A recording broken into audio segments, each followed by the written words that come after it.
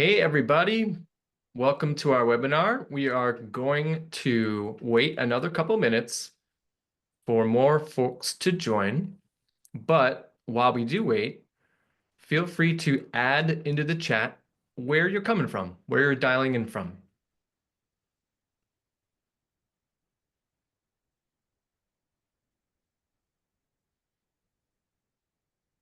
Great. Virginia, New Hampshire. Hey Dan, I'm pretty near Seattle. I'm here in Portland. Okay, we see some Oregons here representing. Wisconsin, Ohio, Oh, I Amy. see a lot of Northeast New Englanders. New Nice. Hampshire, New Yeah, Jersey. Dan. Nice tree. All right, we got a Florida. Taylor on our team here. We got a couple Floridas. All right. Yeah, I see a couple. I was just gonna say we got a couple of those. Okay, a whole bunch of Floridas. All right. We got a Missouri chiming in.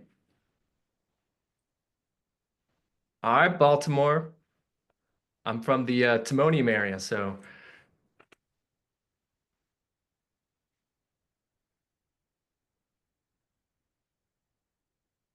got an LA. All right, Melanie, Denver. That's where Proof is based. Glad you all are here.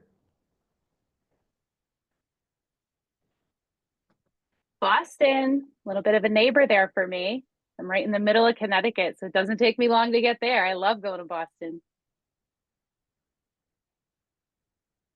Okay, we're gonna wait 30 more seconds and then kick it off. Hey, Sarasota.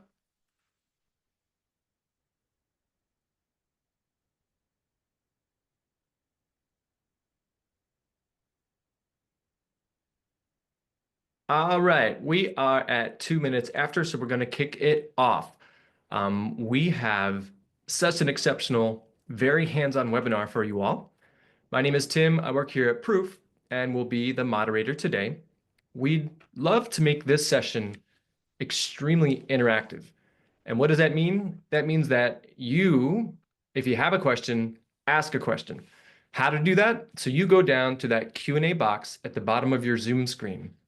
And that's how you ask us questions. And we will answer our questions roughly in the order that they come in. All right, so let's talk more rock. Let's get on to our speakers. So I'm very excited to introduce Sarah Nealy, who is an optimizer at Vineskills and a true Filevine expert.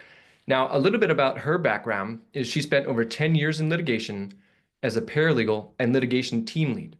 So she knows a thing or two about how to streamline workflows that actually work in the real world. Now, for the past 2.5 years, she's been working at Vineskills, helping firms get more efficient with Filevine. And today, we're lucky that she'll be sharing some of her top tips with us. Sarah, anything else that you want to share about yourself? Yeah, quick tip. I grew up wanting to be a pilot. I do not have my license, but I have flown two Cessnas before. Lots of fun. Yeah, one of them actually over my current house right now. Wow. Yeah, yeah, quick fun. I'm an aviation enthusiast, if you will. That I did not know that about you. I like to hold that one close and then surprise people. I also have my motorcycle's license, so We have there's that in another common. added one. Nice. Awesome. I love that. I didn't know that. Love Hmm. it. Sweet. Well, thank you, Sarah. And also joining us today is Chad Blumenthal, a product manager here at Proof. Now, he leads the development of Proof's free integration with Filevine, making it easier for firms to create and manage serve requests nationwide without ever leaving Filevine. He'll walk us through a demo of the integration and how it can help your team move cases forward faster.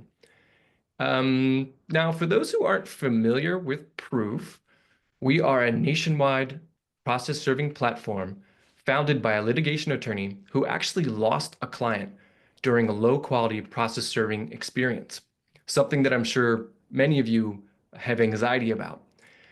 And from that experience, he said, well, why can I track the status of my online sandwich order, but not the status of my serves? There has to be a better way. Now, if you fast forward to today, Proof has over 2,000 vetted and qualified servers and uniquely allows you to chat directly with your servers and a dedicated proof specialist. We're also pretty proud that our almost perfect online review scores. So feel free to check those out. Okay, now let's take a look at today's agenda. First, Sarah's going to talk about briefly about why Filevine is such a powerful tool, especially if you use it to its full potential. Then she'll show us some of the best practices to help get your team get the most out of Filevine. After that, Chad will highlight another best practice, how you can use proofs integration to streamline nationwide service of process without ever leaving Filevine. Okay, so Sarah, why Filevine? What makes it so powerful? Filevine. What a great question. One of the questions I love answering the most. Let me go ahead and set up my screen share here. And because I'm going to be looking completely away from the camera, I'm going to give you guys my wonderful new headshot that I just got done. You guys can stare at that. So welcome. Everybody can see Darth Vader, correct? Maybe a head nod or something. Make sure I'm on the right screen here. All right, so we're going to start from the beginning. So I'm going to take you guys through the use of some task flows.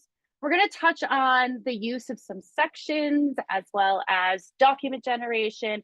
And then we're going to flow right into some deadline chains before I pass it over to Chad for that proof demo. So we're looking at Darth Vader here. He's in the demand phase, as you can see up here in the top right-hand corner. And the adjusters just won't negotiate. We're going to litigation. We're slapping them with that suit file. So the first thing you do, right, is push it into that litigation phase. Now, as a prior litigation paralegal who used Filevine, the way that I found using it best is start with tasks, right? Start with those tasks, and I'll give you guys a moment just to read what I've written here. Start there, and then move into deadline chains and your calendar, right? Because once you file suit, everything is based on deadlines, right? No matter where you are in the United States, whatever state you're in, every jurisdiction, even federal, has those deadlines you have to follow. So you may find in pre-lit, you're pretty heavy on task flows, following up on getting records, things like that, following up on liens. Where in litigation, you're going to be very deadline heavy. So in here to show you the first task, you always want to make sure you update your team section and your staff contact cards and case summary. So for those of you who might be new to Filevine or don't understand the difference, the team section down here is where you're going to assign your team like you're assigning the file. Now in here is where we assign those roles that are very important for auto tasking, right? So we want to make sure that the correct task gets auto sent to the correct role. Now in case summary, why we would want to have contact cards here is because contact cards have more information in them than you would find behind just a user. So any of you who may have already set up your users, you know you can do first name, last name. It has your email automatically, and then you have a username, but that's it, right? But let's say we're building out like a signature block for a letter or a signature block for a pleading. We can use these contact cards to pull in things like name, direct phone number, email, even things like bar number. So down here, we can have the bar number, maybe state licensed, right? You can have that as well. So that's the main difference and why you do want them in both places. And I get that question a lot, so I wanted to highlight what the big difference is there. So one of the other methods that we use to kind of keep things neat and clean before we get to litigation is that you may have noticed there are no litigation sections open over here on the left-hand side, right? Because before today, Darth Vader was still sitting in pre-suit, he was sitting in demand. Well, now he's in litigation. So you can use the visibility selectors on your sections. That is a custom editor tool. We at Vineskills can help you with this. By the way, we specialize in optimization services for updates just like this. But if I come over to my manage sections, the two sections I need right now are litigation and pleadings and motions. Right? I'm just getting things started. I'm going to leave my other sections invisible for now because I haven't gotten to that stage yet, right? So a really good best practice is that until you get there, leave it toggled off to keep things nice and clean. So I'm going to go ahead and save that so you guys can see that it opened up right here. Now, in the second half of this instruction, you can see that we want to make sure that we're getting the case heading information into litigation. And I'm going to show you what I mean by that. And that information is going to be used to actually pull into your pleadings, including that very first complaint. So we want to make sure we get it set up. And one of my favorite phrases in Filevine to utilize is set it and forget it. If I could put it in one place and then use it going forward without ever having to update it unless there's a change, I'm a huge fan of that. So over here in the litigation section, you can see I've already pre-filled out some of this information in anticipation of the webinar today, but I have my district, my county. I even have that case style, right? So that header that's going to go right across the top. And then of course I have my plaintiff and my defendant caption. Before we go any further into this section, because I will bring you down to the bottom, but you can see the way that it is formatted by the table of contents up here, right? We have all of our court info. We have the deadline dashboard, which I will show you, as well as a place to keep our proof of service or certification page, arbitration information and trial, and so on and so forth, right? So the idea is we keep all of our litigation stuff right here in this section, so everything is together. Now, also, this being a static section in here, so static sections in Filevine mean that it's one set of information that I'm free scrolling from top all the way to bottom, right? And in collection section, which is the other type of section, is going to look like this. So in a collection section, you always start out by adding that first item, and this is where we're generating the complaint.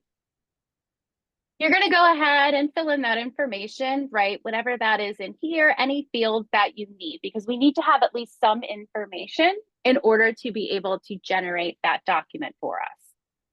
So I know I have litigation filled out, and I know that I can pull across into that section because it's a static section. So there's a tip for everybody. If anybody is new to building doc gens, or maybe you get a little bit frustrated because the code's not working, if information lives in a static section, so most people have their intake is static, case summary, that's free scrolling. You can pull from anywhere. It's when you get in a collection section that you have to pull from within that card. Hey, So I'm Sarah? gonna generate, yeah, is there a question that came through? Yeah, sorry to interrupt, but this is Yeah, probably a good time. We please got do. two questions. One is, can you use contact cards, an email distribution list for Outlook that anyone can access and upload to their individual email? Ooh, yeah, because if you ran a report for the contact cards and then exported it, I don't see why not. If I answered that correctly. Yeah. Scott, let us know if that answered your question. I saw a request to zoom in a little bit. Yes, let me zoom my browser in. I am so sorry. Let's go to 110. That might be a little bit better for everybody. I apologize. Great. And we have one more question. Yeah. What is the difference between the case summary and litigation sections? Oh, that's a great question. Sarah, love the name. Love that you have an H on yours as well.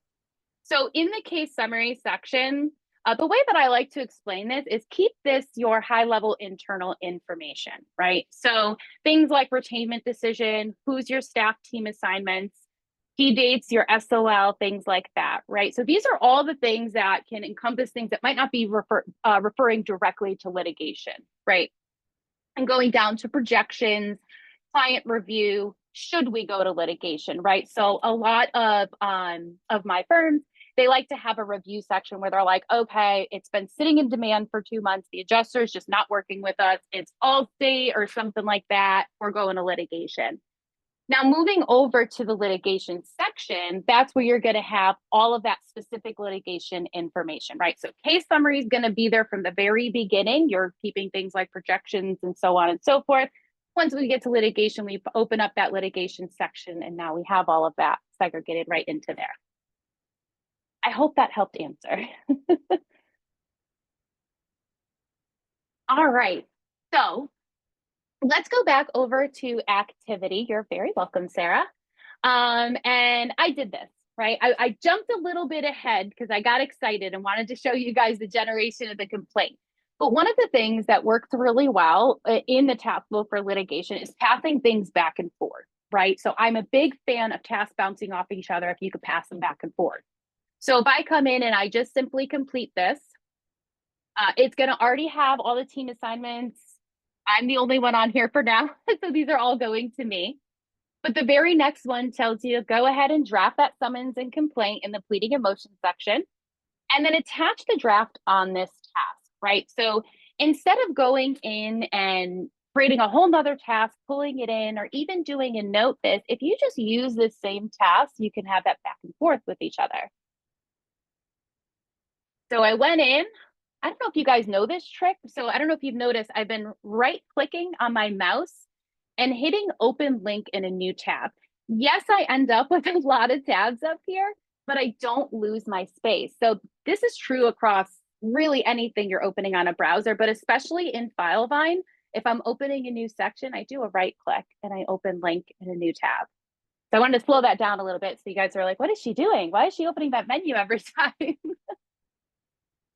So over here is where I would come and add this. Now, part of this pleadings and motion section is that we're building an index of documents, right? So many states have the docket. You can go on the court website, you can see everything there, right? But in here, we're actually just building it right from the start because the very first thing we start off with is our summons and complaint, right? That's the very first filing that initiates. So we come in here and we draft this. I'll show you guys how silly this looks. There's really nothing to it. But I want to show you the header. So I had mentioned just by filling out all of that litigation info, obviously there's no case number yet, right? We got to file first and get that, but you can build out your header. Now, what you're not seeing here, and this is my pro tip for anybody building out pleadings or anything that might have that case header here, build it into a table.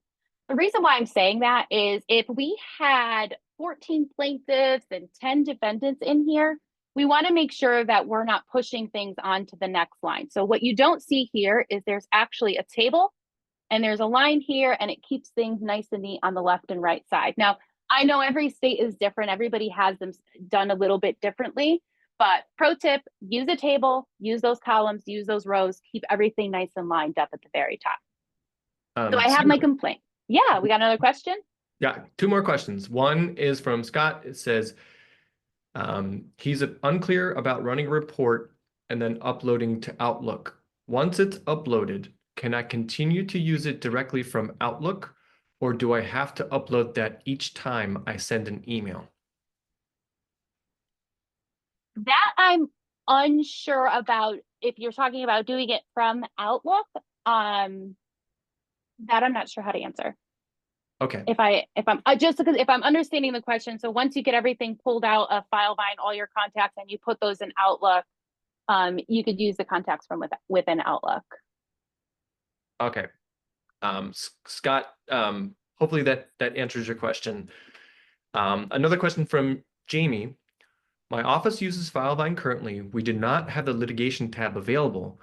Is that something I need to have added on Filevine's end, or is it not available to toggle on for us? Or it is not available to toggle on for yeah. No, that's a fantastic question. So this litigation section, as well as the pleadings and motion, these are custom sections. These are actually our Vineskills best practices sections that we have all built as a team. They're all tried and true. We've gathered information from clients ourselves and things like that to build these. So if you do want a litigation section, you do have to custom build it. But at the end of the webinar, we are going to drop a link where if anyone wants to set up just a quick call with me to talk about things that we offer, because we definitely offer services to add sections, train you on them and things like that, more than happy to speak with anybody who's on this call. Great, thank you. You're very welcome. That was a fantastic question. We have one more question currently. Sure. That's from Cindy. Can Filevine integrate the format for a particular jurisdiction, or do we need to add that customization on pleadings? Ooh, a great question. So you will want to make sure that your Word templates that you're building and coding do have all that formatting in there. Now, if it's each jurisdiction is different, you might want to decide to have like complaints for one jurisdiction and complaints for another, right? So in Connecticut, it would be like Hartford and Litchfield counties or something like that. So that would be my best advice. That way you don't have to worry about changing the headings or editing afterwards. Great, thanks. Another fantastic question. Of course, of course. Okay, so we are at the point where I have generated the complaint, right? And now, according to these instructions, what I'm going to do is I'm just going to attach it here. Now, since it is already part of the project documents, right? I have already went ahead and generated it. I can pull it in and I'm going to task it over to Jasmine. She's on our team. She's the attorney. Complaint for your review. Sarah, I know, Mickey. Oh, sorry, yeah. sorry to interrupt, You're but okay. there were some follow-up questions to the last question. Sure. So Okay, the great. question is, so do they need to create the template? Filevine can't pull in the info, is what they're trying to determine. The template for the section, is that what they're referring? Or you're talking about the template for the document, like the complaint document? That would be the format for a particular jurisdiction. Yes. So you would want to make sure that you build that into the document itself that you're uploading. So I'll give you guys a little sneak peek of anyone who hasn't seen the customs editor or DocGen setup. So you can see what I mean. So if we go back into DocGen setup, and I don't have a lot back here. This is a new sandbox, so don't judge me. But in here, let's go to our pleadings and motions. And here's the complaint that I just generated. So when I keep saying to create that template, this is what I mean here, right? So I'm pulling in those codes. So let's say I had a jurisdiction that did a left-hand column and a right-hand column, and this was it, right? I could create a document and call it Hartford jurisdiction. But now let's say that I have a whole nother jurisdiction, Litchfield County, and they have a different style header. Maybe they have the column where I have those little squiggly lines down the center, right? So essentially you would end up with two sets of complaints, and they would have to be done by you in your office, or that is something that we do here at Vineskills and Optimization. Exactly this to help you guys get up to date on all your documents. Great. One related question is, how did you bold the text in the task instructions? I was waiting for someone to call that out. So another one of my absolute favorite tricks is formatting text. Now, everyone can go to their help center, and I have it already bookmarked. You go to your help center and type in format items or format instructions. You're going to come up with this wonderful little list. Now, anyone who has done any type of very minor coding in the past, maybe in MySpace or something, you're going to recognize some of these. So here, if you do the double underscore before and after, it's going to come out as bold text. And there's a lot in here. I recommend you guys bookmark this because you can do this for notes. So if you're just adding a note to an activity feed, or if you're setting up those task flows. So I'm going to bring you guys back into our task flow manager here, and I'm going to show you how I set that one up so you guys can see it. This is great. We're going into more than I even thought we would today. This is amazing. So I'm going to go to phase, and I'm going to show you here. So you can see, let's open that one up. So paralegal's bold, summons and complaint is bold, so on and so forth. Yeah, you can do big headers too. So we can get some really big headers. I'll show you guys really quick. This is another favorite one. If I do the double equal sign underneath it, let's just do this and save it really quick. It'll give you a header, right? So not just in tasks, you guys can do that in the activity feed to call things out. We do it all the time. So here's that help page again. So if anyone wants to just note that, bookmark that, everybody has access through the help center. Amazing. Thank you. I love that someone called out the MySpace coding. I just saw that pop up. That aged me a little bit, I think. All right. Okay, let's go back. Unless Tim, other questions came in. I think that was it, right? Let's see. There might be one more. Yeah. One follow-up question is, does the formatting work for emails sent to the activity feed? And will that feed ever support Unicode? It does not work for emails, and I am uncertain about the support for Unicode, but I can definitely take that down. That would definitely be something you would want to ask Filevine product, and you can reach out to them at support@filevine.com, or you can always come up to this little question mark and you can do share your feedback, because if you even just type in Unicode, somebody might have already submitted that or asked that question and you can vote. We have repeatedly. I'm sorry, Chris. I wish I had a better answer for you. Unfortunately, as partners, we have to go through the same avenue as well. All right. I think I don't want to take up too much time. I know that we've got to make sure Chad gets in there. Do we have any more coming in, Tim? Or are we good to keep moving forward? Good I to want to keep make sure moving everyone. forward. Yeah, Okay, perfect. thanks for I making don't this want to. so interactive, everybody. Yeah, absolutely. Thank you guys. This has been so much fun. So bringing us back to our task. So I've tasked Jasmine. She's going to review it. One of the wonderful things, and for anyone who's a new user to Filevine that may not already know, you can edit this right in place. I don't have to go look for it. I don't have to go searching and download it. I can just click this. So let's pretend I'm Jasmine. And so now Jasmine's coming in as my attorney, and she's going to review the work that I did. And if she clicks this little pencil icon, it is going to pop open into Word. Let's see which screen it's going to go to. My other screen, right over here. And there's two indicators that you know you are synced with Filevine, and any changes that you make are going to save. Up here on the save icon, which is actually a floppy disk, I might be aging myself by saying that as well, you're going to see these little circle arrows. And I know that's very, very small. I wish I could zoom in on that. But another indicator is that after the title, you're going to see a whole bunch of letters and numbers that just make no sense.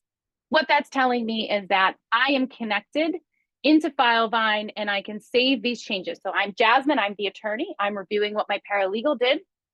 I'm going to save it, right? And now I'm going to come back and I can complete this task. So here's a sample of a task flow. I can complete this and it's automatically going to go out and tap, and it's making me a liar. But the next task that I want to appear is going to tell the paralegal, hey, we're ready to go. You can go ahead and file that. Now, we know that in some jurisdictions, you're going to serve and then you're going to file. But for purposes of today, I'm filing suit and then I'm sending it over to proof. So what I want to do is I am going to add in, and these are my favorite thing in the whole wide world, and I can talk for hours about deadline chains. As somebody who is a litigation paralegal using Filevine, as soon as I realized that I can put in 1 or 2 dates and have it trigger everything and auto add to my calendar, I was thrilled because I spent so much time in my calendar calendaring all these different dates. So I'm going to show you what I mean by that. So one of the steps in here, and I apologize, my tabs didn't appear, is going to say file the summons and complaint. Step 2, add the deadline chain. So let's go over into deadline chains. And now deadline chains are custom built and they are custom named. Again, I'm more than happy if anyone wants to reach out using the link at the end of the webinar. I'm more than happy to have a call with anybody to see what those needs are. But I'm actually going to use just the suit file general for now. Now, when you add deadline chains, some neat little things about this is you can rename this title. One of the reasons why you might want to do this is because this is how it's going to show up on the calendar. So it's going to have my client's name, Darth Vader, and then it's going to have whatever this is, right? So maybe we're going to call this suit filed with service, right? Just by hitting that, that is what will show up on my calendar event. Notice that it retains the name of the actual event, or the actual deadline chain, excuse me, in here. Also, pay attention to any notes, right? Or add those notes for your team. Something that's very commonly missed is this little eye icon where you can add important notes, right? So instructing your team what to do next. So we filed this today. Now, the very next thing that I have to do is I need to reach out to Tim and Chad over at Proof, and I need to go ahead, pick one of their plans and get kickstarted, right? So I've done that today. We're moving fast, right? Now, this date here, right? Now, your service is depending on all jurisdictions, right? It could be from when you file. In Connecticut, we actually have to serve and then file. So in here, the complete date is the day it was served. So proof was on it. They got them on Friday. We're ready to go. And now it's kicking off my answer due right off of that service date. Right. So you can see, and let's pretend, let's go a little further so I can show you guys that we also have it popping up for discovery, right? So I'm taking you guys right through litigation just by adding in either due dates or complete dates, right? Let's go into the future, pretend that we went ahead and sent it. And now I have my 30-day response. Now, another thing I want to note in here is you may have noticed that you can sort this however you'd like. If you want it by the due date, that's pretty much the most common. If you want it by the complete date, you can, or by the name. I see the chat blowing up, so I'm going to pause for a second to see if anything. So I think at this point, just due to time constraints, we're gonna. Because I'm almost done. Yeah, Okay, and we could wait till the end, Tim. Perfect. Yeah, we'll Yep, I'm probably coming save right questions up to on the the end. end. Yep. Awesome. Yep. So I have one more thing to show you, and then I'm going to pass it over to Chad to do the proof demo. In here, these deadlines do not just live in here. They also auto add to the calendar in here. And my favorite view in the calendar is list view. So if anyone isn't using list view, go ahead and use it. And one more thing I want to show is in our litigation tab here, I have used Filevine's new reference fields to bring over those dates into here automatically, right? So if you're an attorney and you're reviewing, you kind of want to see where things are going, you could just come right to your litigation section, right? And real quick down here, just in case anyone's not familiar, these are good for like your ad hoc deadlines, scheduling orders, trial orders, things like that that don't trigger off of a chain. Okay, I took up too much time. I apologize, but we had some amazing questions coming in, so that was really awesome. Amazing. So I know everyone on this call is super excited about this, and very appreciative of everything that you've shared, Sarah. So thank great. Yeah, it's been fun. you. Chad, would you like to take it on? Awesome.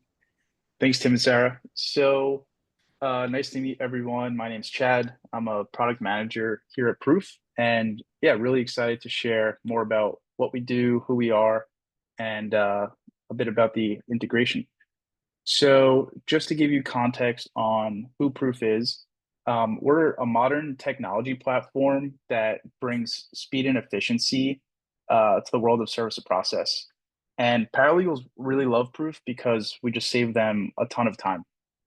We built a nationwide network of vetted process servers all across the country so that you can serve documents in any state, all just in a few clicks. And with Proof, you get instant pricing, so there's no more haggling or looking for quotes with different process servers as you need them. And what's really important is we provide real-time and instant updates throughout the job. So as attempts get made, servers are using a mobile app in the field, and in real time, you can see timestamped photos, attempt notes, geolocation, affidavits, and invoices. And with our extension, all this goes straight into Filevine. So with that said, why don't I open up the demo and show you how it works.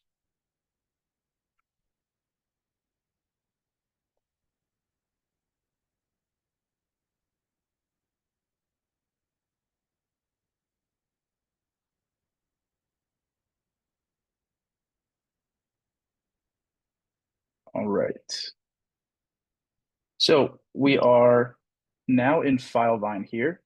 So this should look familiar to you. It's the sort of Project Hub page. And once you download our Chrome extension, which also works with Edge if you don't have Chrome, you'll see this little proof icon in the top right of your browser. The first step to get started is to look up whichever case or project you're working out of. So I'll go ahead and search for one here.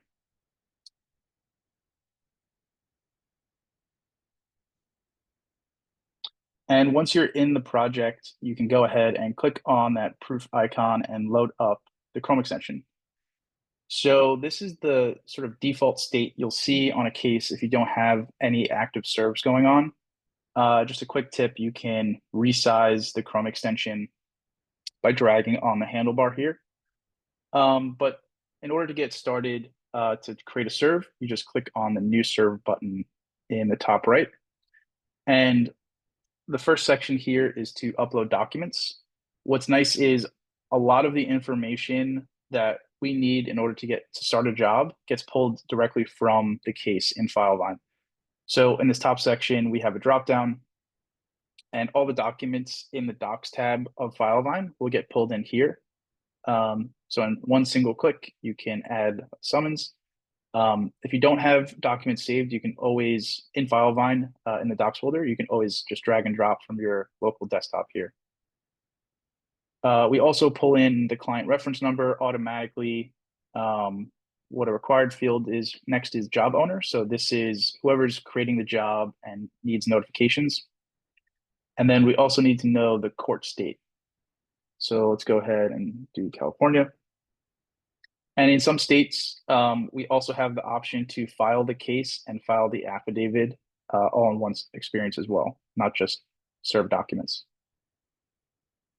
And then the last step here is survey. So again, what's nice is we're pulling information directly from Filevine, saving you time and manual data entry. So all the contacts that Sarah just walked through listed in the Filevine and attached to this case will be searchable here. So you can easily add someone in one click. And then if they have an address on file, that will also populate. So everything is pretty streamlined and easy. You can also add photos of the defendant if you have pre-authorized a skip trace, etc.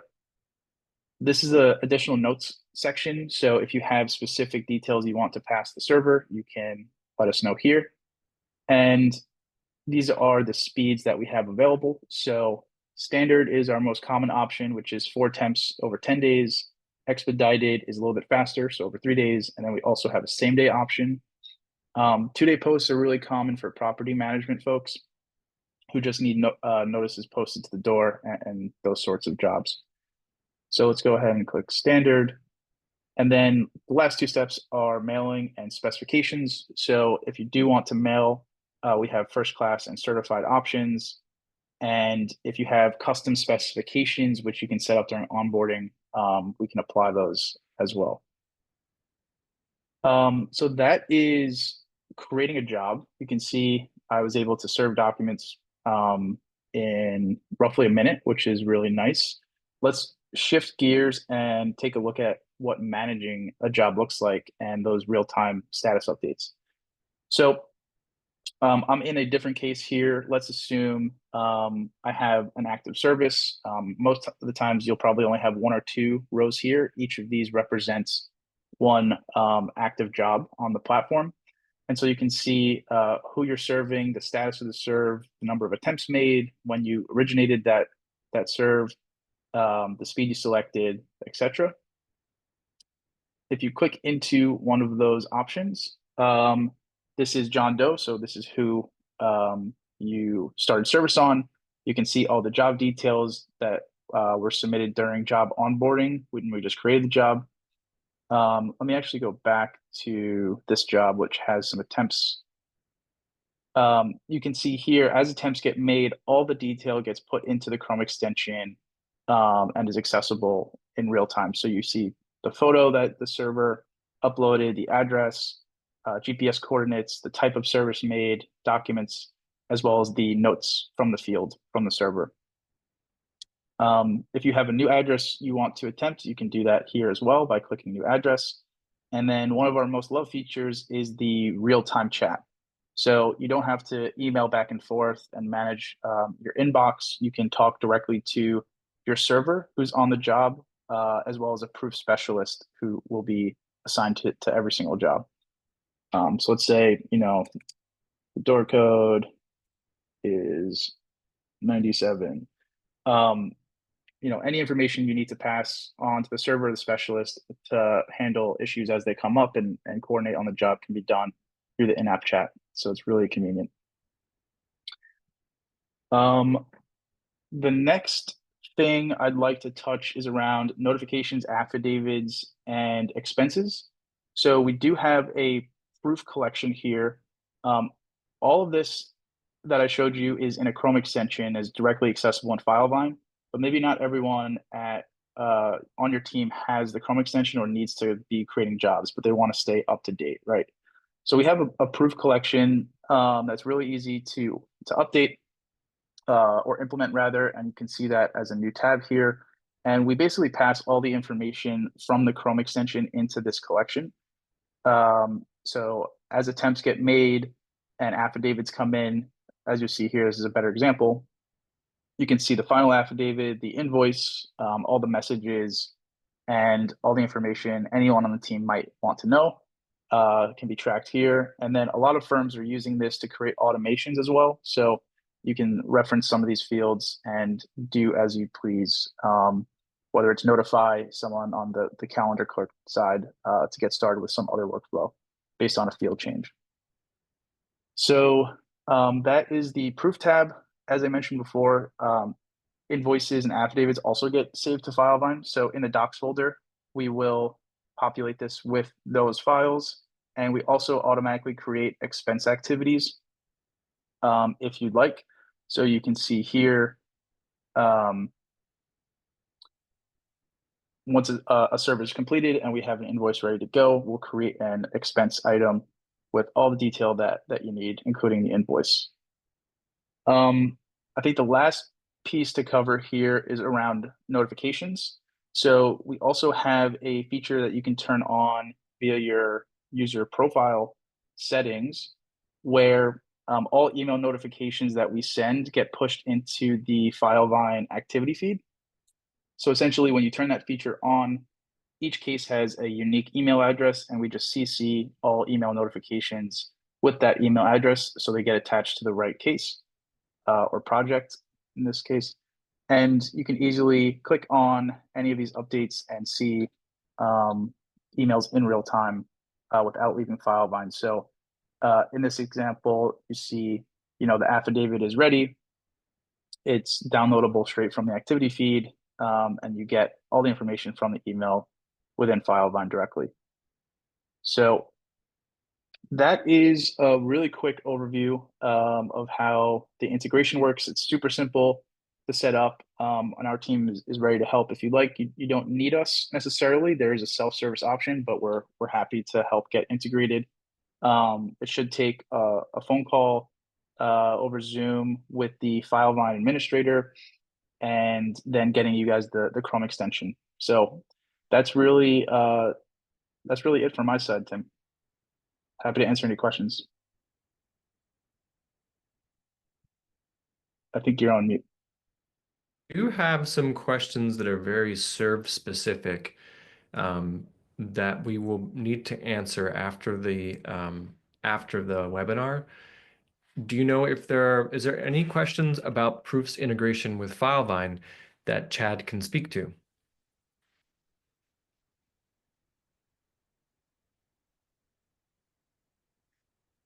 Great. And Chad, if you'd like to let me share my screen, I will.